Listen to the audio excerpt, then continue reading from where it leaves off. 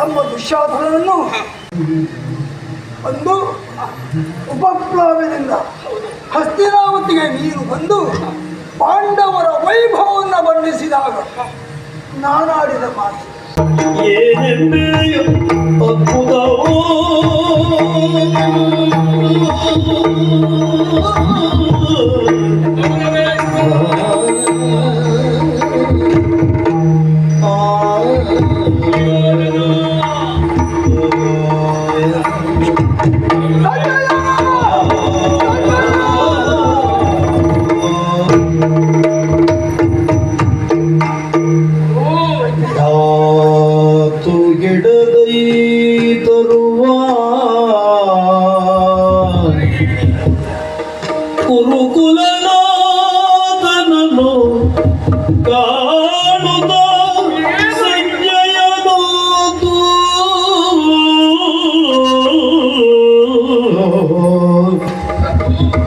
ಮನದೊಳು ಚಿಂತಿಸುತ್ತ ಕಾಲ್ಗೆರಗಿ ಬೆಸಗೊಂಡ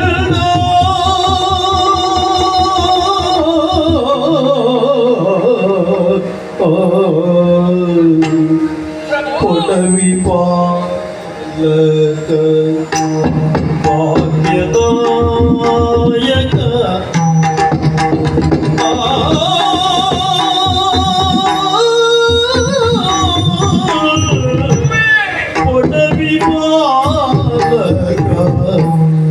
ಭಾಗ್ಯದಾಯಕ ಕೊಡವಿ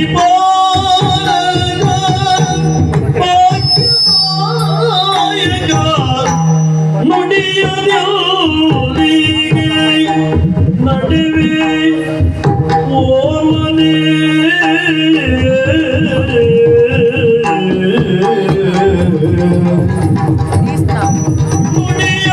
ನುಡಿಯಲಿಗೆ ನಡುವೆ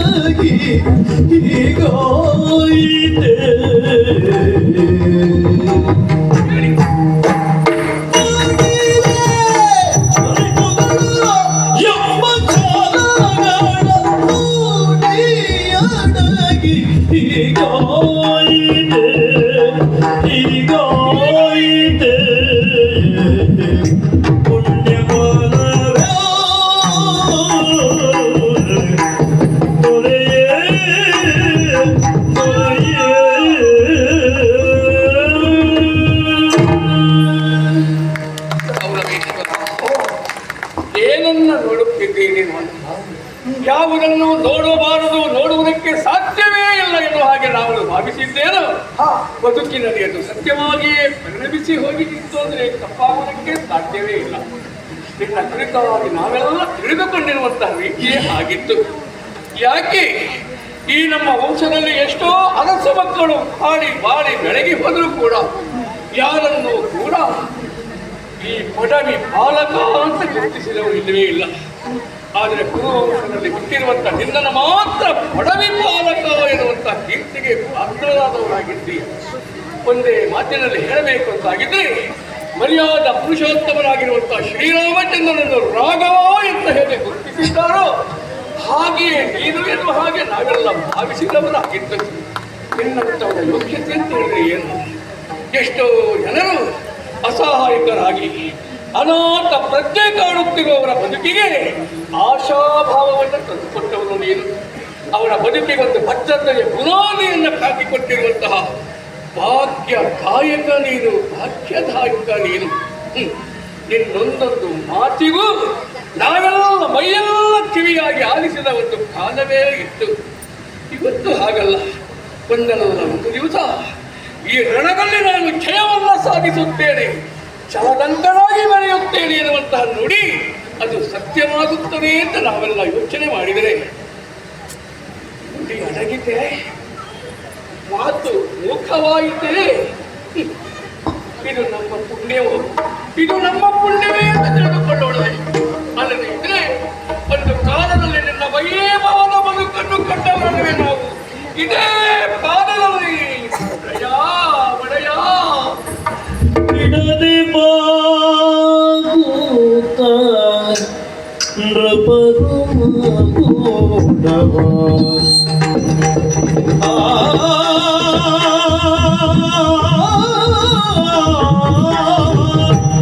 ಬಿಡದೆ ಬಾಗುತ್ತ ನೃಪರು ಮಗುಡವ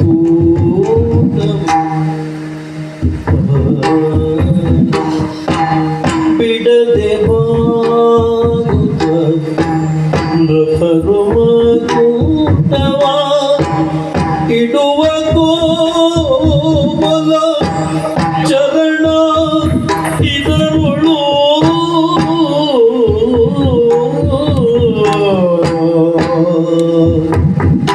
ಇದರೊಳು ನಡೆವೆ ನೀಯಂ ಅಗಡ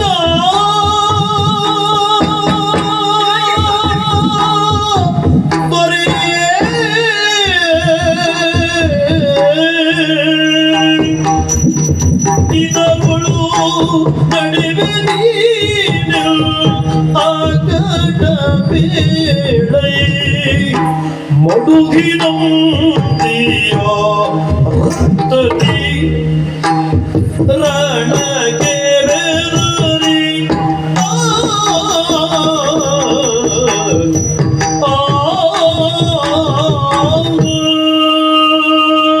ಸರಿ, ರಣಕ್ಷೇತ್ರಕ್ಕೆ ವಿಮುಖರಾಗಿ ಆತ್ಮೀಯವಾಗಿ ಮಿತ್ರ ಸುಯೋಧನ ಎನ್ನುವ ಹಾಗೆ ನಿನ್ನನ್ನು ನಾನು ಕರೆದರು. ನನ್ನ ಮಾತು ಕೂಡ ಕೇಳಿದರು, ಕೇಳಿಸದೇ ಇದ್ದ ಹಾಗೆ ನೆಲನೋಟಕನಾಗಿ ಏಕಾಗಿಯಾಗಿ ನೀವು ಹೋಗುತ್ತಿರಬಹುದು ಒಡೆಯ. ಆದರೆ ಇದನ್ನು ನಾನು ಇವತ್ತು ನೋಡಿರಬಹುದು. ಬದುಕುನುದ್ದಕ್ಕೂ ನಿನ್ನ ವೈಭವದ ಬದುಕನ್ನು ಕಂಡ ಕಣ್ಣು ಇದು ಅದು ಯಾವ ಕಾರಣಕ್ಕೂ ಮರೆಯುವುದಕ್ಕೆ ಸಾಧ್ಯವೇ ಇಲ್ಲ. ಅನಂತರಾದಂತಹ ನೀನು ಅರಮನೆಯಿಂದ ಆಸ್ಥಾನ ಮಂಟಪಕ್ಕೆ ಬರುವಂತಹ ಸಂದರ್ಭದಲ್ಲಿಯೂ ಕೂಡ ಸೇವಕರು ಅವರು ಒಂದಾಗಿ ರತ್ನಗಂಬಳಿಯನ್ನೇ ರಾಜಮಾರ್ಗಕ್ಕೆ ಹಾಕುತ್ತಿದ್ದರು. ಆ ರತ್ನಗಂಬಳಿಯು ಕೂಡ ಕೋಮಲವಾಗಿರುವಂತಹ ನಿನ್ನ ಪಾದದ್ವಯಗಳಿಗೆ ನೋವನ್ನುಂಟು ಮಾಡಬಹುದು ಎನ್ನುವ ಕಾರಣಕ್ಕಾಗಿ ಆ ರತ್ನಗಂಬಳಿಯ ಮೇಲೆ ಅರಳಿದ ಹೂವುಗಳನ್ನೇ ಚೆಲ್ಲುತ್ತಾ ಇದ್ದರು.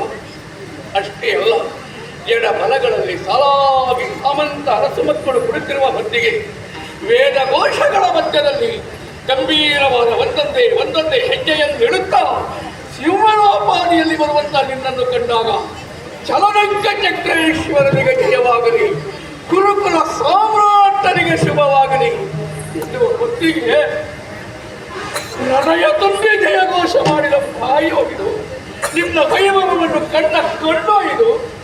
ಇವತ್ತು ಹಾಗಲ್ಲ, ನಿನ್ನನ್ನು ಓಲೈಸುವವರಿಲ್ಲ, ಯಾರ ಜಯಘೋಷವೂ ಇಲ್ಲ, ಯಾರು ನಿನಗೆ ಶುಭ ಹಾರೈಸುವವರಿಲ್ಲ. ದಲ್ಲಿ ರಕ್ತ ಸಿಕ್ತವಾಗಿರುವಂತಹ ಈ ಭೂಮಿಯ ಮೇಲೆ, ಈ ರಣಧಾರಣಿಯ ಮೇಲೆ ಕೆಂಪಡಲಿನ ಕಾಲದಿಂದ ನಡೆಯುವುದಕ್ಕೆ ಮುಂದಾಗ್ತಾ ಇದೆಯಾ? ಪಡೆಯ ಸಿಂಹಾಸನದಲ್ಲಿ ನೀನು ಕುಳಿತಿರುವಂತಹ ಸಂದರ್ಭದಲ್ಲಿ ಅರಸು ಮಕ್ಕಳು ಮುಕುಟ ಸಹಿತವಾಗಿ ನಿನ್ನ ಪಾದಗಳಿಗೆ ಆನಂದರಾಗಿರುವಂತಹ ಹೊತ್ತಿಗೆ ಹೊಳೆಯುವಂತ ಪ್ರಕಾಶ ಎನ್ನುವಂತಹದ್ದು ನಿನ್ನ ದೇಹಕ್ಕೆ ಎರಗಿರುವಂತಹ ಬೆಳಕು ನೀಲಾಂಜನವನ್ನ ಕಂಡ ಅನುಭವ ಉಂಟಾಗಿತ್ತು ನನಗೆ. ಇವತ್ತು ಹಾಗಲ್ಲ, ನಮ್ಮವರದೇ ಆದಂತಹ ಹೆಣ, ನಮ್ಮವರದೇ ಆಗಿರುವಂಥ ರಕ್ತ ಮಾಂಸಗಳನ್ನ ಮೆಟ್ಟಿ ಮೆಟ್ಟಿ ಮೆಟ್ಟಿ ಮುಂದುವರಿದು ಹೋಗುತ್ತಿದೆಯಾ? ಪಡೆಯ ಏನು ಇದು? ಒಂದು ಕಾಲದಲ್ಲಿ ನಿನ್ನಲ್ಲಿ ಸಮಯಾವಕಾಶ ಬೇಕು ಮಾತನಾಡುವುದಕ್ಕೆ ಅಂತ ಕೃಷ್ಣನೇ ಅತ್ತಿಲೆಗೆ ಬಂದಾಗ ಸಮಯ ಉಂಟೆ ಅಂತ ಕೇಳುವುದಕ್ಕೆ ಮುಂದಾಗಿದ್ದಾರೆ. ಇದು ನಿನ್ನ ಯೋಗ್ಯತೆಗೆ ಹಿಡಿದ ಕನ್ನಡಿ ಅಲ್ಲವೇ ಹೇಳುವುದು? ಇವತ್ತು ಯಾವುದೂ ಇಲ್ಲ, ಯಾವುದೂ ಇಲ್ಲ. ಗೌರವ, ಅನೇಕ ನಿನ್ನ ವಿಜಯೋತ್ಸಾಹದ ಮಾತುಗಳನ್ನು ಕೇಳಿದವನು ನಾನು. ಇವತ್ತು ಹೀಗಾಗುವುದಕ್ಕೆ ಕಾರಣ ಏನು ಅಂತಿದ್ರೆ, ಆ ಹೊತ್ತು ಹಿರಿಯರು ಹೇಳಿದ ಒಂದೊಂದು ಮಾತು ನಿನ್ನ ಮೃತಿಪಟಳದಲ್ಲಿ ಅದು ಸತ್ಯ ಅಂತ ತಿಳಿದಿದ್ದರೆ ಇಂಥ ದುರಂತವಾಗುವುದೇ ಇಲ್ಲವಾಗಿತ್ತು. ನೋಡು ನೋಡು, ಹಿರಿಯರೆಲ್ಲ ಯುದ್ಧ ಬೇಡ ಕೌರವ ಅಂತ ಹೇಳಿದಿಲ್ವೇ? ಯುದ್ಧ ಸರಿಯಲ್ಲ ಅಂತ ನಿನ್ನ ಮಿತ್ರರು ಅನೇಕರು ಹೇಳಿದಿಲ್ವೇ? ಯಾರ ಮಾತುಗಳನ್ನು ಕೇಳದೆ ಇಂದು ನಿರ್ಣಯ ಮಂದ ಮತಿಯೋಳು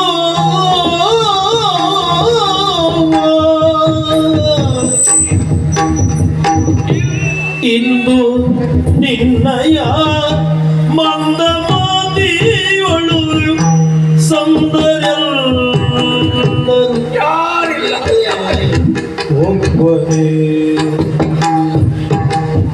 ಇಂದು ನಿರ್ಣಯ ಮಂದ ಮತಿಯೋಳು ಸಂತರೆಲ್ಲರೂ ಉಳಿದೆ ಒಬ್ಬನೇ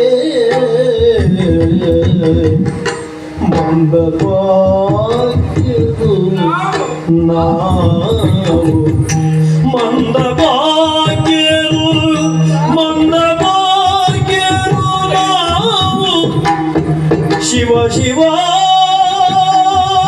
ಶಿವ ಶಿವ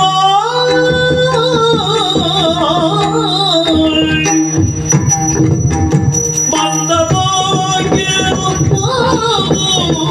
ಶಿವ ಶಿವ ಎಂದು ಸಂಜಯ ಮರುಗಿದ ಚಿಂತೆಗೊಳ್ಳು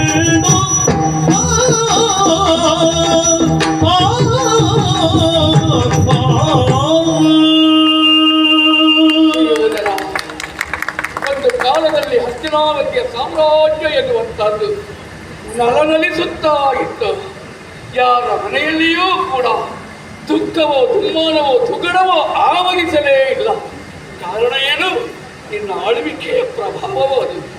ನಾವು ಅನಾಥರು ಎನ್ನುವಂಥ ಭಾವ ಒಬ್ಬ ಸಾಮಾನ್ಯ ಪ್ರಜೆಯ ಮನಸ್ಸಿನ ಮೂಲೆಯಲ್ಲಿಯೂ ಮೂಡನೇ ಇದ್ದ ಹಾಗೆ ನೀನು ತೋಡಿಕೊಂಡವನು. ಅಂತಹ ಒಬ್ಬ ನೀನು ಅಂದ್ರೆ ಇವತ್ತು ನೋಡು, ಅಳುವುದಕ್ಕೂ ಹಸಿಲೆಯಲ್ಲಿ ಜನ ಇಲ್ಲದೇ ಇದ್ದ ಹಾಗೆ ಹೋಗಿದೆಯೋ. ಯುದ್ಧ ಬೇಡ ಬೇಡ ಬೇಡ ಎಂದು ಹಾಗೆ ಸಾರಿ ಸಾರಿ ಹೇಳಿದರು. ಪ್ರತಿ ಕ್ಷಣದಲ್ಲಿಯೂ ಛಲವೇ ಪ್ರಗಾಢವಾಗಿ ಮುಂದುವರಿಯಿತು. ಕೊಡು ಅಂತ ರಾಜ್ಯವನ್ನು ಅವರಿಗೆ ಎನ್ನುವ ಹಾಗೆ ಹಿರಿಯರು ಹೇಳಿದರೆ ನೀನು ಹೇಳಿದ ಮಾತಲ್ವೇ, ಕರಣಿಯಂ ಪಾರ್ಥಿವ ಸೋತ ಮೇಲರಿಗಳಂ ತುರದೆ ಕೊಂಬುದೇ ಎನ್ನುವ ಹಾಗೆ. ಇಂತಹ ಮಾತನ್ನು ಬೀರುವುದಕ್ಕೆ ಯಾರಿದ್ದಾರೆ ಹೇಳು? ಕೌರವ ಯಾವ ಕಾರಣಕ್ಕೂ ಪಾಂಡವರನ್ನು ಗೆಲ್ಲುವುದಕ್ಕೆ ಸಾಧ್ಯ ಇಲ್ಲ. ಕೃಷ್ಣಾನುಗ್ರಹ ಉಂಟವರಿಗೆ ಅಂತ ನಿನ್ನನ್ನು ತಿದ್ದುವುದಕ್ಕೆ ಮುಂದಾದರೆ ಪಾಂಡುತನಯದ ಅವರಲ್ಲಿ ಬಂಡು ಮಾಡಿಯ ನನ್ನ ಪ್ರತ್ಯರ ತಂಡದಲ್ಲಿ ಸೇರಿಸಿದರೇನು ವೀಸೆಯಲ್ಲಂದ ಇದನ್ನೆಲ್ಲ ಕೇಳಿದ ಹೊತ್ತಿಗೆ ನಾವು ವಿಜಯೇ ಆಗುತ್ತೇವೆ ಎನ್ನುವ ಭಾವನೆಗೆ ಮುಂದಾಗಿತ್ತು. ನೋಡ ಇವತ್ತೇನಾಗಿ ಹೋಯಿತು. ನೀನೊಬ್ಬ ಈ ರೀತಿ ವರ್ತಿಸಿದೆ ಎನ್ನುವ ಒಂದೇ ಒಂದು ಕಾರಣದಿಂದಲಾಗಿ ಎಷ್ಟೋ ಜನ ಹಸು ಮಕ್ಕಳು ತಂದೆಯನ್ನು ಕಳೆದುಕೊಂಡು ಅನಾಥರಾಗಿ ರೋಧಿಸುತ್ತಾ ಇದ್ದಾರೋ. ತನ್ನ ಕೊನೆಯ ಕಾಲದಲ್ಲಿ ನನ್ನ ಪಾಲಿಗೆ ಆಶ್ರಯವಾಗಿರುತ್ತಾರೆ ಎನ್ನುವ ಹಾಗೆ ಮಗನನ್ನು ಕಳೆದುಕೊಂಡಿರುವಂತಹ ತಂದೆ ತಾಯಿಗಳು ಇನ್ನೊಂದು ಕಡೆಯಲ್ಲಿ ರೋಧಿಸುತ್ತಾ ಇದ್ದಾರೆಯೋ. ಸುಮಂಗಲೆಯರ ನೆನವಿ ಆಗಿರುವಂತಹ ಈ ದಿನೇ ತನ್ನ ಸೌಭಾಗ್ಯವನ್ನೆಲ್ಲ ಕಳೆದುಕೊಂಡು ಯಾರ ಮುಖದಲ್ಲಿಯೂ ಉತ್ಸಾಹವೇ ಇಲ್ಲದೆ ವೈದೇವಿಯರ ನೋವನ್ನು ಅನುಭವಿಸುತ್ತಿದ್ದಾರೆಯೋ.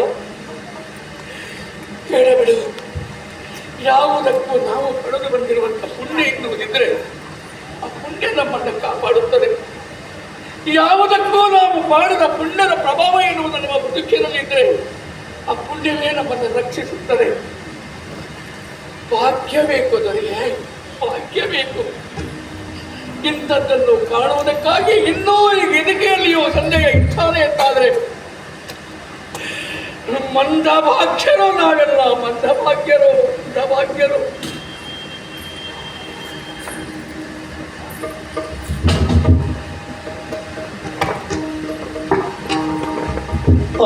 ಆಗಡಲಿ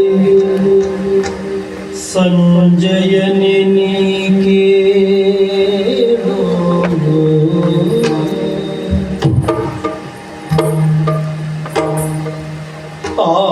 ಆಗಡಲಿ ಸಂಜಯನೆ ನೀಕೆ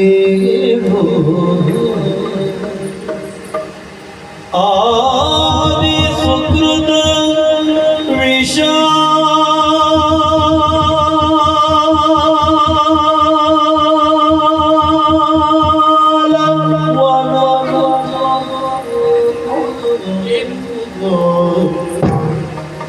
ಆದಿ ಸುಕೃತ ವಿಶಾಲ ವನವ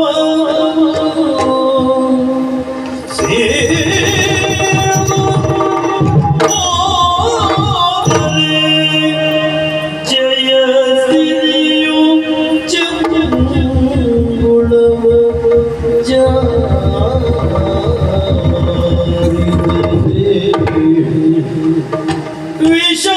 ವಿಷಾವನವದು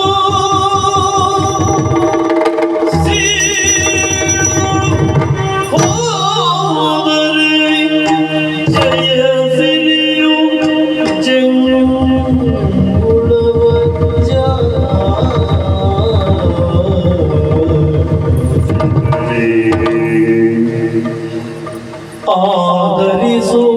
ಆದರಿಸುವವನಾರೋ ಸಂಜಯ ಆದರಿಸುವವನು ಯಾರೋ ವಿಧಿ ಬರೆ ಆದಿ ಅಕ್ಷರಗಿಂದು ಪ್ರತಿಕೂಲಾದಿ ಉಂಟೆ ವಿಧಿ ಬರೆ ಆದಿ ಅಕ್ಷರಗಿಂದು ಪ್ರತಿಕೂಲಾದಿ ಉಂಟೆ ಎನ್ನುತ್ತ ಕಂಬನಿ ತುಂಬಿ ಉಸುರಿದನು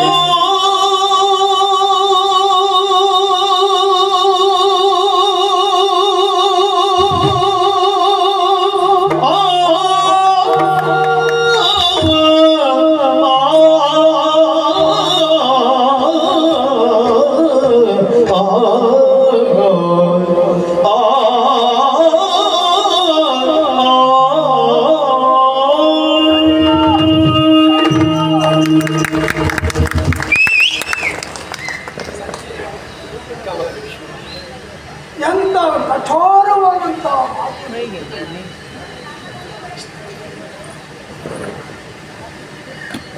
ಇಂದು ನಿನ್ನಯ ಮಂದ ಬುದ್ಧಿಗಳು ಸಂದರೆಲ್ಲರೂ ಮುಂದೆ ಓರ್ವದೆ ಮಂದ ಭಾಗ್ಯರು ನಾವು.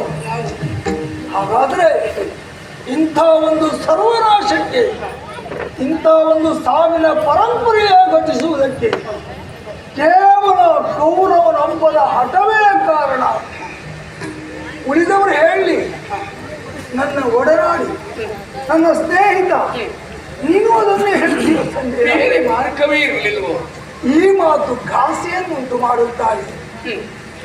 ವಿರೋಧಿಗಳು ಕಲ್ಲಿನಿಂದ ಹೊಡೆದರು, ಆ ನೋವನ್ನಾದರೂ ಸಹಿಸಬಹುದು ಸಂಜಯ. ನಮ್ಮವರು, ನಮ್ಮ ಹಿತೈಷಿಗಳು, ನಮ್ಮ ಸ್ನೇಹಿತರು ಒಂದು ಹೂವಿನಿಂದ ಹೊಡೆದರು ಸಂಜಯ, ಓ ಸಂಜಯ, ಓ ಸಹಿಸುವುದಕ್ಕಾಗುವುದಿಲ್ಲ. ಸತ್ಯ. ಆ ನೋವೇ ದೊಡ್ಡದು ಸಂಜಯ. ನನ್ನ ಮಾತು ಬೇಸರವಾಯಿತೆ. ಇಲ್ಲದೆ ಇದ್ರೆ ಇಂಥ ಒಂದು ಘೋರ ವಿಶ್ವ ವಿಪ್ಲವ ನಡೆಯುವುದಕ್ಕೆ, ಅದಕ್ಕೆ ಕಾರಣರಾಗುವುದಕ್ಕೆ ಕೌರವರ ಒಬ್ಬನ ಹಠದಿಂದ ಸಾಧ್ಯವೇನೋ ಸಂಜಯ. ಯಾರಿದ್ದಾರೆ? ಸ್ವಲ್ಪ ವಿಚಾರ ಮಾಡಿ ನೋಡು, ವಿಮರ್ಶಿಸಿ ನೋಡು. ನಮ್ಮ ಅಜ್ಜಯ್ಯ ಭೀಷ್ಮ ಇಚ್ಛಾಮರಣಿಗಳು, ಹೌದು. ಆದರೆ ಅವರು ಅಂಬೆಯ ಬೂದಿಯಲ್ಲಿ ತನ್ನ ಮರಣವನ್ನು ಅರಸುತ್ತಾ ಇದ್ದಾರೆ. ನಮ್ಮ ಗುರುಗಳಾಗಿರುವಂತಹ ದ್ರೋಣಾಚಾರ್ಯರನ್ನು ಕೊಲ್ಲುವ ಮಗನನ್ನು ದೃಪದ ಯಜ್ಞ ಮುಖೇನ ಪಡೆದಿದ್ದಾನೆ. ಮಾತ್ರ ಅಲ್ಲ, ರಾಜಸೂಯಾಧ್ವರ ನಡೆದ ಮೇಲೆ ರಕ್ತಪಾತವಾಗಿರುವುದನ್ನು ಕಂಡು ನಮ್ಮ ಅಣ್ಣ ವ್ಯಾಕುಲ ಚಿತ್ತರಾಗಿ ಚಿತ್ತಜಾಂತಕದಲ್ಲಿ ಕೇಳಿದಾಗ, ವೇದವ್ಯಾಸರನ್ನ ಬರಿಸಿ ಕೇಳಿದಾಗ, ಇದು ಮುಂದೆ ನಡೆಯಲಿಕ್ಕಿರುವಂತಹ ಘೋರ ವಿಪ್ಲವದ ಮುನ್ಸೂಚನೆ. ಅದಕ್ಕಾಗಿ ನಾನು ನಿನಗೆ ಉಪದೇಶಿಸುತ್ತೇನೆ, ನೀನು ನಿನ್ನ ತಮ್ಮ ಅರ್ಜುನಿಗೆ ಉಪದೇಶಿಸು. ಇಂದ್ರಕೀಲಕ್ಕೆ ಹೋಗಿ ಪರಮೇಶ್ವರನ್ನು ಮೆಚ್ಚಿಸಿ ಮುಂದೆ ನಡೆಯುವಂತ ವಿಶ್ವ ವಿಪ್ಲವಕ್ಕೆ ಬೇಕಾಗಿ ಪಾಶುಪತವನ್ನು ಪಶುಪತಿಯಿಂದ ವರವಾಗಿ ಪಡೆದು ಬರಲಿ. ಸರಿ. ಇದೆಲ್ಲ ಕೌರವನ ಹಠದಿಂದ ನಡೆದದ್ದೇನು? ಅಲ್ವಾ? ಹಾಗಾದ್ರೆ ಎಷ್ಟೋ ಸಣ್ಣ ಪುಟ್ಟ ಕಾರಣಗಳೆಲ್ಲ ಕರೆತು ಕೌರವನ ಹಠದೊಂದಿಗೆ ಬೆರೆತು ಇಂಥ ಘೋರ ದುರಂತ ಆಗುವುದಕ್ಕೆ ಕಾರಣವಾಗಿದೆ. ಸಂಜಯ, ಕಾರಣ ಕೌರವ. ಸ್ಥೂಲ ನೋಟಕ್ಕೆ ಕೌರವನ ಹಠ ಕಾಣಿಸ್ತದೆ, ಸೂಕ್ಷ್ಮ ನೋಟಕ್ಕೆ ಯಾರೂ ಮುಂದಾಗುವುದಿಲ್ಲ. ಹಾಗಾಗಿ ಆಕ್ಷೇಪಕ್ಕೆ ಕೌರವನೇ ತುತ್ತಾಗ್ತಾರೆ. ವಿಶಾಲವಾಗಿರುವಂತಹ ಒಂದು ವನ ಪ್ರದೇಶ, ಹಣ್ಣು ಹಂಪಲುಗಳಿಂದ ನಳನಳಿಸುತ್ತಿರುವಂತಹ ಸಂದರ್ಭ, ದಿಕ್ಕುಗಳಿಂದ ಹಕ್ಕಿ ಪಕ್ಷಿಗಳೆಲ್ಲ ಹಾರಿ ಬಂದು ಹಣ್ಣು ಹಂಪಲುಗಳನ್ನು ತಿಂದು ಉಪಜೀವನವನ್ನು ಸಾಗಿಸುತ್ತಾ ಸಂತೋಷದಿಂದ ಇರುವ ಕಾಲ. ಇದ್ದಕ್ಕಿದ್ದ ಹಾಗೆ ಬರಗಾಲದ ಬೇಗನೆ ತುತ್ತಾಗಿ ಆ ವನ ಸಿರಿ ಸುಟ್ಟು ಸೀಕರಿಗೊಂಡ್ರೆ ಅದಕ್ಕೆ ಆ ವನ ಕಾರಣವೇನು? ಬರಗಾಲದ ಬೇಗ ಕಾರಣ. ಆದ್ರೆ ಯಾರೂ ಅದನ್ನು ಗಮನಿಸುವವರಿಲ್ಲ. ಆಶ್ರಯ ಪಡೆದಂತಹ ಹಕ್ಕಿಗಳೇ ವನವನ್ನೇ ಆಕ್ಷೇಪಿಸುತ್ತಾ ಮತ್ತೆ ದಿಕ್ಕಿಗೆ ಹಾರಿ ಹೋಗುತ್ತೆ. ಹಾಗೇ ಆಯಿತು ನನ್ನ ಕಥೆ. ಕೌರವ ಕಾರಣ, ಕೌರವನ ಹಠ ಕಾರಣ. ಸಂಜಯ, ಎರಡು ಕಾರಣದಿಂದ ಪಾಂಡವರಿಗೆ ರಾಜ್ಯವನ್ನ ಕೊಡಬಹುದು. ರಾಜ್ಯವನ್ನ ಕೊಟ್ಟರೆ ದುರಂತ ತಪ್ಪುತ್ತದೆ. ಪ್ರೀತಿಯಿಂದ ರಾಜ್ಯವನ್ನ ಕೊಡಬೇಕು. ಪಾಂಡವರ ಕುರಿತಾಗಿ ಹುಟ್ಟಿನಿಂದಲೇ ನನಗೆ ಪ್ರೀತಿ ಇಲ್ಲ. ಪಾಂಡವರನ್ನು ದ್ವೇಷಿಸುವುದಕ್ಕೆ ನನಗೆ ಯಾವ ಕಾರಣವೂ ಇಲ್ಲ. ಆದರೂ ಅವರ ಕುರಿತಾಗಿ ಮತ್ಸರ ದ್ವೇಷ ಯಾಕೆ? ಕಾಡಿನಲ್ಲಿ ಕುಂತಿ ದೇವಿಗೆ ಮಕ್ಕಳಾದರು ಎನ್ನುವಂತ ವರ್ತಮಾನವನ್ನ ಕೇಳಿದ ನನ್ನ ತಾಯಿ ಹೊಟ್ಟೆ ಕಿಚ್ಚಿನಿಂದ ಹೊಸಕಿಕೊಂಡಾಗ ಆ ಹೊಟ್ಟೆ ಕಿಚ್ಚಿನ ಪ್ರತಿರೂಪ ಪಿಂಡಗಳಾಗಿ ನಾವು ಹುಟ್ಟಿದೆವಂತೆ. ಪ್ರಾಯಶಃ ಪ್ರಪಂಚದಲ್ಲಿ ಹೊಟ್ಟೆ ಕಿಚ್ಚಿನ ಪಿಂಡ ಎನ್ನುವ ನಾಡ ನುಡಿ ಹುಟ್ಟಿದ್ದೆ ಕೌರವರು ಹುಟ್ಟಿದ ಮೇಲೋ ಅಂತ ನನಗೆ ಅನ್ನಿಸ್ತಾ ಇದೆ. ಹಾಗಾಗಿ ಗರ್ಭ ಸಂಸ್ಕಾರವೇ ಪ್ರೀತಿ ಅಂತ ಆಗಲಿಲ್ಲ, ದ್ವೇಷ ಹೊಟ್ಟೆ ಕಿಚ್ಚಿನಿಂದ ಕೂಡಿದೆ. ಹೀಗಿರುವಾಗ ಪ್ರೀತಿ ಹುಟ್ಟುವುದಕ್ಕೆ ಹೇಗೆ ಸಾಧ್ಯ ಕೌರವ? ಇನ್ನು ಹುಟ್ಟಿನಿಂದ ಆಗದೆ ಇದ್ರೆ ಇನ್ನೊಂದು ಸಾಧ್ಯತೆ ಉಂಟು. ಹೇಗೆ? ಪಾಠದಿಂದ ಗುರುಗಳಿಗೆ ಸಾಧ್ಯತೆ ಉಂಟು. ಸಿದ್ಧಬಹುದಿತ್ತು. ನಮ್ಮ ಗುರುಗಳು ದ್ರೋಣಾಚಾರ್ಯರು. ಅವರು ದ್ವೇಷದ ಪಾಠವನ್ನು ಮಾಡಿದರೆ ವಿನಾ ಒಂದು ದಿವಸವೂ ಪ್ರೀತಿಯ ಪಾಠವನ್ನು ಮಾಡಲೇ ಇಲ್ಲ. ಹಾಗಾಗಿ ಅಲ್ಲಿಂದಲೂ ಪ್ರೀತಿ ಹುಟ್ಟಲಿಲ್ಲ. ಇನ್ನೊಂದು ಕಾರಣ ಭೀತಿ. ಪಾಂಡವರ ಕುರಿತಾಗಿ ನನಗೆ ಯಾಕೋ ಭೀತಿ ಎನ್ನುವುದೇ ಇಲ್ಲ. ಒಂದೊಮ್ಮೆ ಹುಟ್ಟಿದರೂ ಅದು ಕ್ಷಣಿಕ, ಶಾಶ್ವತವಾಗಿ ಅಲ್ಲ. ಭೀತಿಯಿಂದಲೂ ಪಾಂಡವರಿಗೆ ರಾಜ್ಯವನ್ನು ಕೊಡುವುದಕ್ಕೆ ಸಾಧ್ಯ ಇಲ್ಲ. ಹಾಗಾದರೆ ಇವರೆಲ್ಲವರ ಸಾವಿಗೆ ಕಾರಣ ನನ್ನ ಹಠ ಅಲ್ಲ ಸಂಜಯ. ಜನನ, ಮರಣ, ವಿತ್ತ, ವಿದ್ಯೆ, ಉದ್ಯೋಗ, ಈ 5 ಪೂರ್ವ ನಿರ್ಧರಿತ ಪ್ರತಿಯೊಂದು ಜೀವಿಯು ಇಲ್ಲಿಯೇ ಹುಟ್ಟಬೇಕು. ಇಂತಹ ಸಂದರ್ಭದಲ್ಲಿಯೇ ಹುಟ್ಟಬೇಕು, ಇಲ್ಲಿಯೇ ಬೆಳೆಯಬೇಕು, ಹೀಗೆ ಅರಿಯಬೇಕು ಎನ್ನುವುದು ಹುಟ್ಟುವ ಮೊದಲೇ ಆ ವಿಧಾತ ಹಣೆಯಲ್ಲಿ ಬರೆದು ಕಳುಹಿಸುತ್ತಾರೆ. ಎಷ್ಟೋ ಜನ ತಾಯಂದಿರು ತಮ್ಮ ಕರುಳ ಕುಡಿಗಳನ್ನು ಕಳೆದುಕೊಂಡಿರಬಹುದು, ಅದು ಅವರ ಹಣೆ ಬರಹ.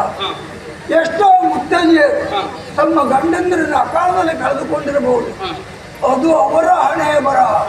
ಇದಕ್ಕೆಲ್ಲ ಕಾರಣ ನಾನಲ್ಲ, ವಿಧಿ. ಇಲ್ಲಿಯವರೆಗೆ ನಾನು ಕೇಳದೇ ಇರುವಂತ ನಿನ್ನ ನುಡಿಯನ್ನು ನಾನು ಈ ಸಂದರ್ಭದಲ್ಲಿ ಕೇಳುತ್ತಿದ್ದೇನೆ. ನಿನ್ನ ಅಂತರಂಗವನ್ನು ಕನ್ನಡಿಯೋಪಾದಿಯಲ್ಲಿ ನನ್ನ ತುಮುಖದಲ್ಲಿ ತೆರೆದು ಇಟ್ಟವರು ನೀನಾಗಿದ್ದೀನಿ. ಪಾಂಡವರನ್ನು ದ್ವೇಷಿಸುತ್ತೀಯ ಎನ್ನುವ ಒಂದು ಅವಗುಣವನ್ನು ಬಿಟ್ಟರೆ ನಿನ್ನಲ್ಲಿ ಇನ್ನುಳಿದ ಯಾವ ಅವಗುಣವನ್ನು ಗುರುತಿಸುವುದಕ್ಕೆ ಸಾಧ್ಯವೇ ಇಲ್ಲ. ಅಂತ ಮೇರು ಸದೃಶವಾದಂತಹ ವ್ಯಕ್ತಿ ನೀನು. ಯಾವ ಕಾರಣಕ್ಕೂ ಸ್ವಯಂ ತನ್ನ ಫಲವನ್ನು ತನ್ನ ಛಲವನ್ನು ನನ್ನೊಪ್ಪಿಕೊಂಡಿದ್ದವನು ನೀನಾಗಿದ್ದೆ. ಈ ಸಂದರ್ಭದಲ್ಲಿ ಹೀಗಾಗುವುದಕ್ಕೆ ಕಾರಣ ನೀನು ಅಂತ ಒಪ್ಪಿಕೊಳ್ಳುವುದಿಲ್ಲ. ಪೌರುಷವಾದಿಯಾಗಿದ್ದಂತ ನೀನು ದೈವವಾದಿಯಾಗಿ ವಿಧಿ ಅಂತ ಹೇಳ್ತೀಯ ಅಂತಾದ್ರೆ ಅನೇಕ ಕಾಲದಲ್ಲಿ ಯುದ್ಧ ನಿರ್ಣಯದಲ್ಲಿ ವಿಮುಖನಾದಿ ಎಲ್ಲವೋ ಸಂಜಯ ಕೇಳು.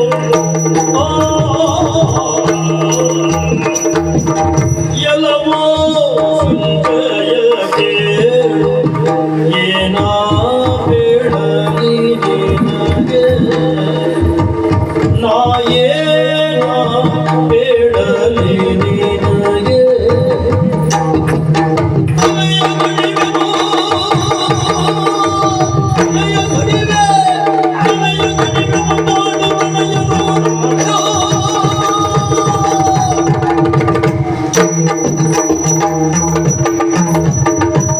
ಸಂಜಯ ಗೌರವೇಶ್ವರ. ವಿಧಿ ಹಾ, ಎನ್ನುವ ನನ್ನ ಮಾತನ್ನು ಕೇಳಿ ಧೋರಣೆ ಬದಲಾಗಿ ಹೋಯಿತು. ಉದ್ದೇಶ? ನನ್ನ ಜಾಯಮಾನವೇ ಅದಲ್ಲ. ಹಾ, ಆ ವಿಧಿ ಹಾ, ನನ್ನ ಭಾಷ್ಯ ಬಲದ ಮೇಲೆ ಹ್ಮ್, ನನ್ನ ವಜ್ರ ಪ್ರಹಾರವನ್ನು ಮಾಡಿರಬಹುದು. ಹಾ, ಆದ್ರೆ ಹಾ. ಬೌದ್ಧಿಕ ಬಲದ ಮೇಲೆ ಅದರ ಆಟ ನಡೆಯಲಾರದು. ಕೇಳು, ಹೇಳು. ನಾಳೆ ಹಾ. ನಾಳೆ ಹಾ. ಪಾಂಡವರ ತಲೆಯನ್ನು ಕಡಿದು ಚೆಲ್ಲುತ್ತೇನೆ. ನಂಬುವುದಕ್ಕಾಗುವುದಿಲ್ಲ ಸುಯೋಧನ. ನಿನ್ನ ಪರಮಶತ್ರುವಾಗಿರುವಂತ ಭೀಮ ನಿನ್ನನ್ನು ಹುಡುಕುವುದಕ್ಕೆ ಮುಂದಾಗ್ತಾ ಇಲ್ಲ.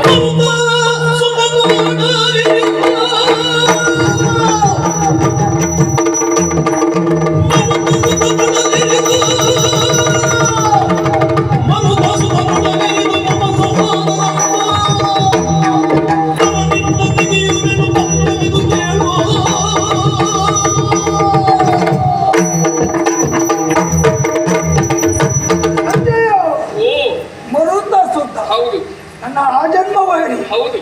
ಬರಲಿ. ಹಾ, ಅವನ ಉದರವನ್ನ ಬಗೆದು ನನ್ನ ತಮ್ಮ ದುಶ್ಯಾಸನನ್ನು ಹೇಗೆ ಕೊಂದು ಕಳೆದರು ಹ್ಮ್. ಹಾಗೆಯೇ ಕೊಲ್ತೇನೆ, ಹಾಗೆಯೇ ಕೊಲ್ತೇನೆ. ಭೀಮನನ್ನು ನೀನು ಕೊಲ್ಲಬಹುದು. ಭೀಮನ ಅವಸಾನ ಆಯಿತು ಅಂತ ಆದ್ರೆ ಅಲ್ಲಿಗೆ ಅರ್ಜುನ ಬರುವುದಿಲ್ಲವೇ ಹೇಳು. ರಣಶರವನ್ನು ಹೊಡೆದು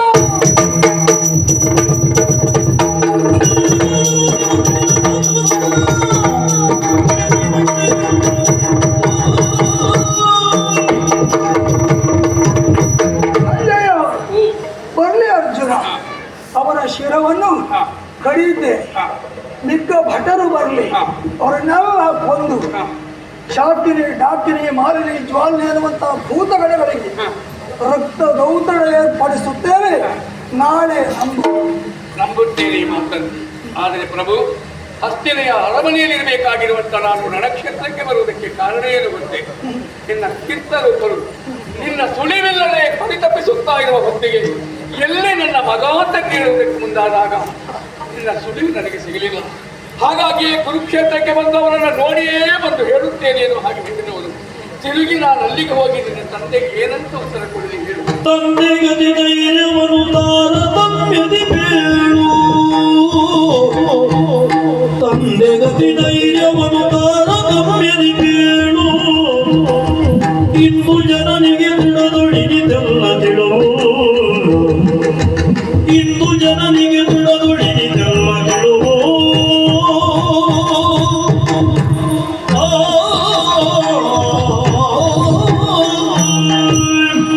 ಸತ್ಯ ಗೌರವೇಶ್ವರ. ಹುಟ್ಟು ಕುರುಡ ನಮ್ಮ ತಂದೆ. ಹೌದು. ಆದರೂ ಹಾ, ಮಕ್ಕಳ ಮೇಲೆ ಎಲ್ಲಿಲ್ಲದ ಮೋಹ. ಹ್ಮ್, ಕಣ್ಣು ಕಾಣುವವರಿಗೂ ಮಕ್ಕಳ ಮೇಲೆ ಮೋಹ. ಹಾ, ಅದು ಪ್ರಕೃತಿ ಸಹಜವಾದದ್ದು. ಹ್ಮ್, ಆದರೆ ಹಾ, ನನ್ನ ತಂದೆಗೆ ಹಾ. ಪ್ರಪಂಚದಲ್ಲಿ ಯಾರಿಗೂ ಇಲ್ಲದಷ್ಟು ಮೋಹ. ಹೌದು. ಹಾಗಾಗಿ ಪ್ರಪಂಚವ್ಯಾಪಿಯಾಗಿ ಪ್ರಚಾರ ಆಗಿ ಹೋಗಿದೆ. ಹಾ, ಕುರುಡನ ಮೋಹ, ಹಾ, ಕುರುಡು ಮೋಹ, ಹ್ಮ್, ಮೋಹವೇ ಕುರುಡು. ಹಾ, ಅದರಲ್ಲಿಯೂ ಕುರುಡನ ಮೋಹ ಹೇಗಿದ್ದೀತು? ಹ್ಮ್, ಸರಿ ತಪ್ಪು ವಿಮರ್ಶೆ ಮಾಡುವುದಿಲ್ಲ. ಹಾ. ನನ್ನ ಮಗ ಕೌರವ ಮಾಡಿದ್ದು ಸರಿ. ಸರಿ. ಆದರೆ ಹಾ, ಈಗ ಕುರುಕ್ಷೇತ್ರದಿಂದ ಹಾ. ನಾನೇ ಮರೆಯಾಗಿ ಹೋದೆ. ಹೌದು. ನೀನು ಹೇಳಿಬಿಟ್ಟೇನು? ಹೇಳಬಾರ್ದಿತ್ತು ಸಂಜಯ, ಹೇಳಬಾರ್ದಿತ್ತು. ನನ್ನ ಮೇಲೆ ಜೀವ ಇರಿಸಿಕೊಂಡವ ನನ್ನ ಅಪ್ಪ. ಹೌದು. ಕೌರವ ಕಾಣಲಿಲ್ಲ ಅನ್ನೋದನ್ನು ಹೇಳಿದಾಗ ಎದೆ ಹೊಡೆದು ಸತ್ತಿದ್ರೆ ನಾನೇನು ಮಾಡಬೇಕಿತ್ತು ಹೇಳು. ಸಂಜಯ, ಓ, ಒಂದು ಉಪಕಾರವನ್ನು ಮಾಡಿ. ಏನು ಮಾಡಿ ಹೇಳು. ಯಾವ ಮಾತನ್ನು ಹೇಳಿದರೆ ನನ್ನ ತಂದೆಗೆ ಧೈರ್ಯ ಬರ್ತದೆ ಆ ಮಾತನ್ನೇ ತಿಳಿದು ಹೇಳು. ನಾನು ರಣಕ್ಷೇತ್ರದಿಂದ ಮರೆಯಾಗಿ ಹೋಗಿದ್ದೇನೆ ಎನ್ನುವುದನ್ನು ತಪ್ಪಿಯೂ ಹೇಳಬೇಡ. ಹೇಳು ಸಂಜಯ. ಹೇಳುತ್ತೇನೆ. ಸಮಾನ ಮನಸ್ಸು ಸಮಾನ ಮನೋಧರ್ಮದವನಾದಂಥ ನಿನ್ನ ತಂದೆಯನ್ನು ನಾನು ಸಂತೈಸಬಹುದು. ಕಳೆದುಕೊಂಡಿರುವಂತಹ ಮಕ್ಕಳ ವಿಷಯವನ್ನು ಹೇಳಿದಾಗ ಕಣ್ಣೀರು ಒರೆಸಿ ಸಮಾಧಾನ ಮಾಡಿದವನು ನಾನು ಒಪ್ಪಿಕೊಳ್ತೇನೆ. ಶ್ರೀವದನ, ಆದರೆ ಬಂದ ಮತ್ತೊಂದು ಅದು ಉತ್ತಮ. ತನ್ನ ಕರುಣ ಕುಡಿ 99 ಮಂದಿಯನ್ನೂ ಕಳೆದುಕೊಂಡಾಗಲೂ ಕೂಡ ಸತ್ತ ಮಕ್ಕಳನ್ನೆಲ್ಲ ನಾನು ಇದ್ದ ನನ್ನ ಕೌರವನ ಮುಖ ನೋಡಿ ಮರೆಯುತ್ತೇನೆ ಎನ್ನುವ ಹಾಗೆ ನಿನ್ನ ಕುರಿತಾಗಿಯೇ ತಾಯಿಯಾದಂತಹ ನಿನ್ನ ಮಾತೃಶ್ರೀ ನಿನ್ನ ಯೋಚನೆಯಲ್ಲಿದ್ದಾಳೋ ಅವಳು ಏನಂತ ಉತ್ತರ ಕೊಟ್ಟೋ ಏನಂತ ಉತ್ತರ ಕೊಟ್ಟೋ.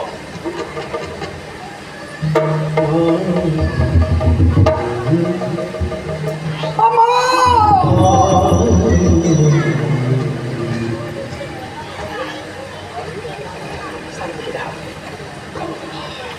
ಎಷ್ಟೋ ತನ್ನ ಮಕ್ಕಳನ್ನು ಬಲಿ ಕೊಟ್ಟವಳು. ಅವರ ಬಲಿಗೆ ಕಾರಣ ಹಿರಿಯ ಮಗ ಕೌರವ ಎನ್ನುವುದು ಗೊತ್ತು.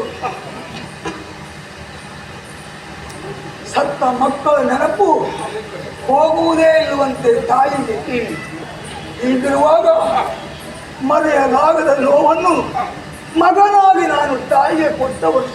ಪಾಪಿ ಪಾಪಿ ನಾನು. ಆದರೂ ನನ್ನ ಬರ ನಿರೀಕ್ಷೆ.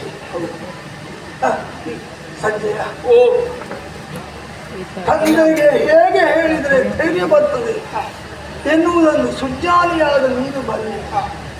ಅದೇ ರೀತಿಯಲ್ಲಿ ನನ್ನ ಕುರಿತಾಗಿ ಯಾವ ಮಾತನ್ನಾಡಿದರೆ ನನ್ನ ತಾಯಿ ನಿಶ್ಚಿಂತಳಾಗ್ತಾಳೆ ಎನ್ನುವುದನ್ನು ತಿಳಿದು ಅಳೆದು ಹೇಳು ಸಂಜಯ.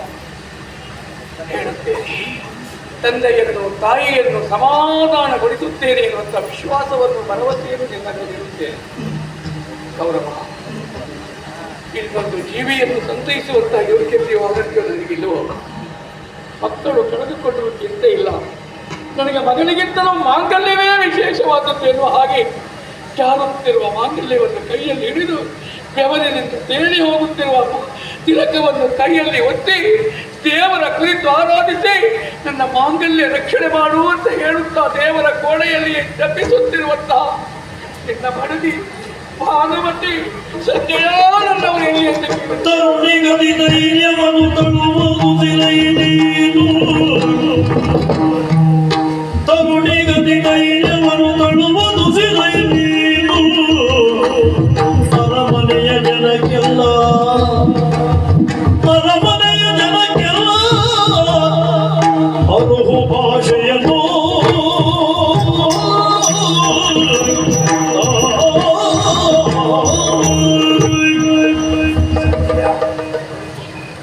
ಕ್ಷತ್ರಿಯರಿ ಭಾನುಮತಿ ಮೃತ್ಯುವಿನ ಭೀಕರ ಹಸ್ತ ತನ್ನ ಮಾಂಗಲ್ಯದತ್ತ ಸಾಗಿ ಬಂದರು. ಧೃತಿಗಡದೆ ಇದ್ದವಳು ಅವಳು. ಆದರೆ ಕರುಣ ಬಳ್ಳಿಯತ್ತ ಸಾಗಿ ಬಂದಂತ ಆ ಮೃತ್ಯುವಿನ ಹಸ್ತಕ್ಕಾಗಿ ಮರುಗಿರಬಹುದು. ಇದಕ್ಕಾಗಿ ಮರುಗುಗಳಲ್ಲ ಅವಳು. ಒಂದು ಮಾತನ್ನು ಹೇಳು. ಏನಂತ ಹೇಳಿ? ಅರಮನೆಯ ಹೆಬ್ಬಾಗಿಲಿನಲ್ಲಿ ಸ್ವಾಗತಕ್ಕಾಗಿ ಕೈಯಲ್ಲಿ ಮಂಗಳಾರತಿಯನ್ನು ಹಿಡಿದು ಸಜ್ಜಾಗಿ ನಿಲ್ಲಲಿ.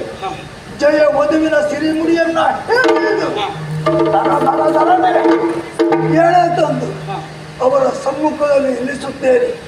ಆ ಕಾಲಕ್ಕಾಗಿ ಕಾಯುತ್ತಾ ಇರಲಿ ಅಂತ ಹೇಳು. ನಿನ್ನ ಬರನಿರೀಕ್ಷೆಯಲ್ಲಿರುವಂತಹ ಅರಮನೆಯಲ್ಲಿದ್ದವರನ್ನೆಲ್ಲ ಸಂತೈಸಬೇಕು ನಾನು.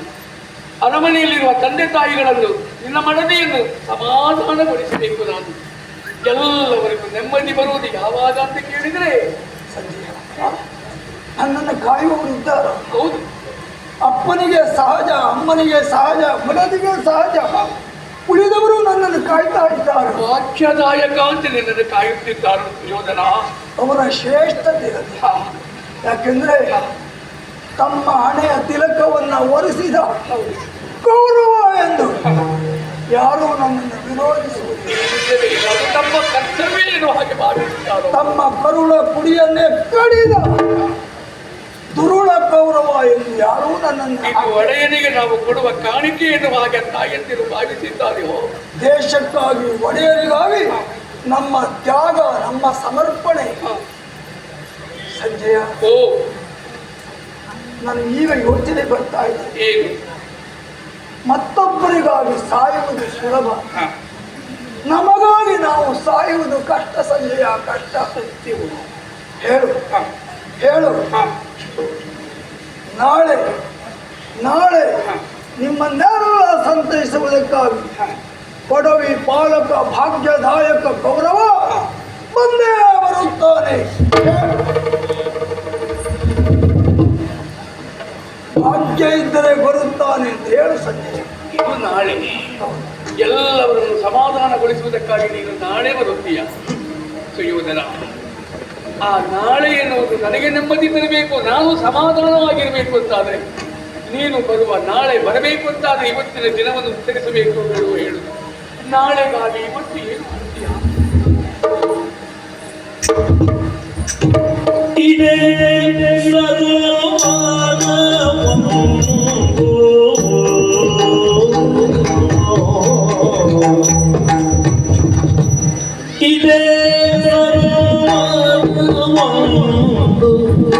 ಇಲ್ಲಿಗೆ ಸಮೀಪ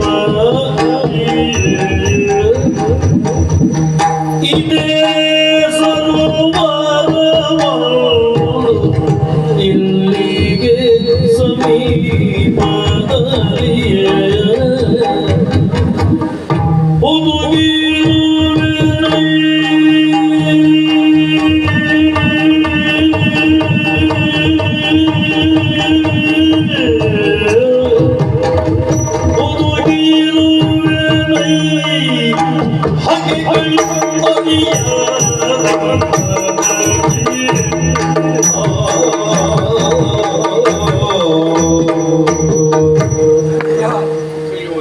ಈಗ ಬಾ.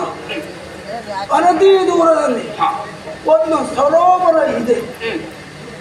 ನಾನು ಕಾಲವನ್ನ ಕಳೆಯಬೇಕಾದಂತ ಸ್ಥಳವೂ ಇದೆ. ಅಂದ್ರೆ ಪೂರ್ವ ದಿಶಾಭಿಮುಖನಾಗಿ ಓಡಿ ಬಂದವನು ನಾನು. ಬರುವುದಕ್ಕೆ ಕಾರಣ ಏನು ಉದ್ದೇಶ? ಇದೇ ಸರೋವರವೇ ಇದೆ. ಉದ್ದೇಶ ಸಂಜಯ, ಓ ಶರತಲ್ಪದಲ್ಲಿ ಮಲಗಿರುವಂತಹ ಮುತ್ತಜ್ಜ ಭೀಷ್ಮಾಚಾರ್ಯರನ್ನ ಕಾಣಿ ಹೌದೇ? ನನ್ನ ದುಸ್ಥಿತಿಯನ್ನು ಅರಿವಿದೆ. ಏನು ಹೇಳಿದರು? ಮನ ಕರಗಿದವರು ಅವರು ಆರ್ಜಿಸಿರುವಂತಹ ಜಲಸ್ತಂಭರ ವಿದ್ಯೆಯನ್ನು ಅನುಗ್ರಹಿಸಿದರು. ಹಾಗಾಗಿ ಇಂದಿನ ದಿವಸವನ್ನು ಆ ದ್ವೈಪಾಯನ ಸರೋವರನಲ್ಲಿ ಇಳಿದು ಮುಳುಗಿ ಜಲಸ್ತಂಭನ ವಿದ್ಯೆಯ ಬಲದಿಂದ ಕಳೆಯುತ್ತೇನೆ. ನಂಬು ನಂಬು ನಂಬು. ನಿನಗಾಗಿ ಪಿತಾಮಹರಾಗಿರುವಂತಹ ಭೀಷ್ಮಾಚಾರ್ಯರಿಗೆ ಗೊತ್ತಿರುವಂತಹ ಮಾತೃತಾಳದಲ್ಲಿ ಪ್ರಶ್ನಿಸುವುದಕ್ಕೆ ಸಾಧ್ಯವೇ ಇಲ್ಲ. ಆಗಲಿಯಂತೆ ನಾಳೆಯ ದಿನ ಎನ್ನುವಂತಹದ್ದು ನಮ್ಮ ಭಾಗ್ಯದಾಯಕರಾಗಿರುವಂತಹ ಸುಯೋಧನನನ್ನು ಕಾಣುವ ಯೋಗ ತುಂಬಿದ ಸೂರ್ಯೋದಯವಾಗಿ ನಮ್ಮ ಪಾಲಿಗೆ ಪರಿಣಮಿಸಿದೆ. ಆ ದೇವರನ್ನು ಪ್ರಾರ್ಥಿಸ್ತೇನೆ.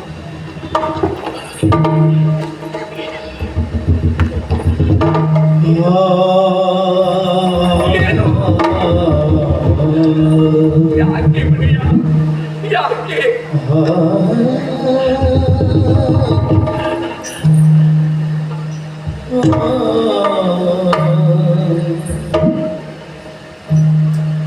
ನೂಕಿರಲು ಸಂಜಯನ ಒಂದು ಉಪಪ್ಲವದಿಂದ ಹಸ್ತಿನಾವತಿಗೆ ನೀರು ಬಂದು ಪಾಂಡವರ ವೈಭವವನ್ನು ಬಣ್ಣಿಸಿದಾಗ ನಾನಾಡಿದ ಮಾತು ಭಟನಿಗೆ ಆಜ್ಞಾಪಿಸಿದೆ, ಹೊರನೂಕಿ ಅವರನ್ನು. ಸಂಜಯ ಸಂಜಯ ಅಂತ ನೀನು ನನ್ನನ್ನು ಕಾಡುವುದಕ್ಕಾಗಿ ತಪ್ಪಾಯ್ತು. ಅಯ್ಯೋ ದಯಮಾಡಿ ಹಾಗೆ ಹೇಳ್ಕೊಡಲು ಹಾಗೆ ಹೇಳಬಾರದು. ಸಂಜಯ, ಓ ಹೋಗು. ಬೇಗ ಹೋಗು. ಬರುತ್ತ ಸುತಲ ಬೇಹಿನ ಆಳುಗಳು ನನ್ನ ಸುಳಿವನ್ನು ತಿಳಿಯಬಹುದು. ಬೇಗ ಹೋಗು ಹೋಗು ಹೋಗು.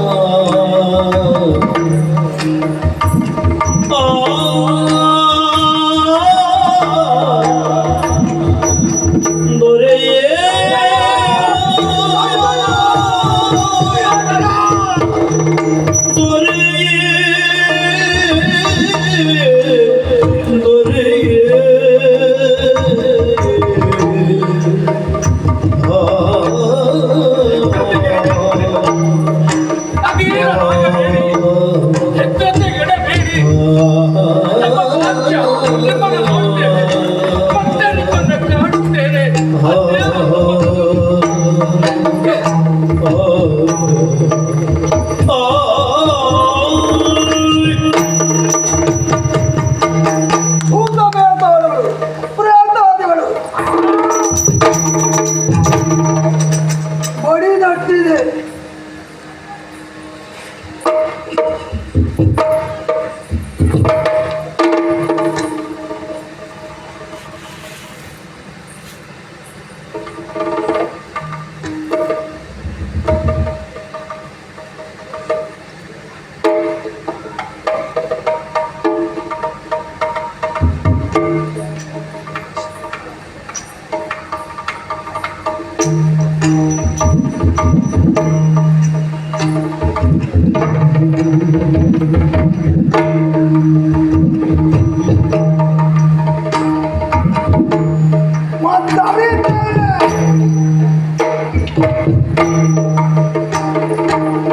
ಜಲಸ್ತಂಭನ ವಿದ್ಯೆಯನ್ನು ಬಡಿಸಿ